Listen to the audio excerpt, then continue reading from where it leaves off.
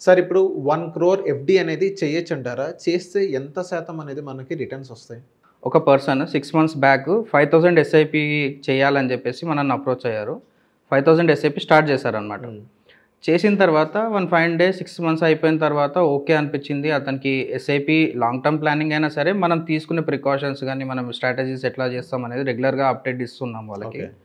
So అతను మెల్లగా మనకి కాల్ చేసి సార్ నా దగ్గర ఒక 1 crore రూపీస్ ఎఫ్‌డి ఉంది, దాన్ని ఎట్లా ఇన్వెస్ట్ చేయాలి అనేసి అడిగారు. సో నేను వాళ్ళని అడిగింది ఏంటి అంటే ఎన్ని రోజుల నుంచి ఎఫ్‌డి ఉంది ఇది అని అడిగాను వాళ్ళని. లాస్ట్ 10 years నుంచి ఎఫ్‌డి ఉంది. 10 years నుంచి ఎఫ్‌డి ఉంది. 1 crore రూపీస్ 10 years నుంచి ఎఫ్‌డి ఉంది.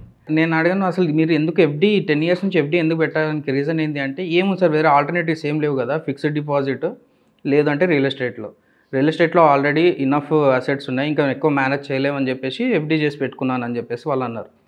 కానీ నేను అతనికి చెప్పింది అంటే మీరు ఎఫ్‌డి చేయడం వల్ల 3 కోట్లు నష్టపోయారని చెప్పాను. 3 కోట్ల? 3 కోట్లు నష్టపోయారు లాస్ట్ 10 years. 10 yearsలో.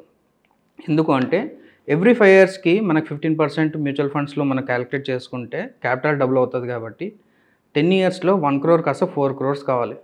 4 crores దగ్గర అతనికి 3 crores నెగిటివ్ వెళ్ళిపోయింది. అంటే ఫిక్స్డ్ డిపాజిట్ నుంచి వచ్చిన ఇంట్రెస్ట్ అతను వాడుకుంటున్నాడు, మంత్లీ ఇన్కమ్ లాగా వాడుకుంటున్నాడు. కాకపోతే క్యాపిటల్ అప్రిసియేషన్ అయ్యేది ఆగిపోయింది అతను అక్కడే ఉంది. సో దానివల్ల మనం అర్థం చేసుకోవాల్సింది ఏంటంటే మనం ఏ ఇన్వెస్ట్మెంట్ చేస్తున్నా కానీ ఫస్ట్ 3 థింగ్స్ అర్థం చేసుకోవాలి. దేనికోసం ఇన్వెస్ట్మెంట్ చేస్తున్నాము, ఎంత ఇన్వెస్ట్మెంట్ చేస్తున్నాము, ఎక్కడ ఇన్వెస్ట్ చేస్తున్నాం.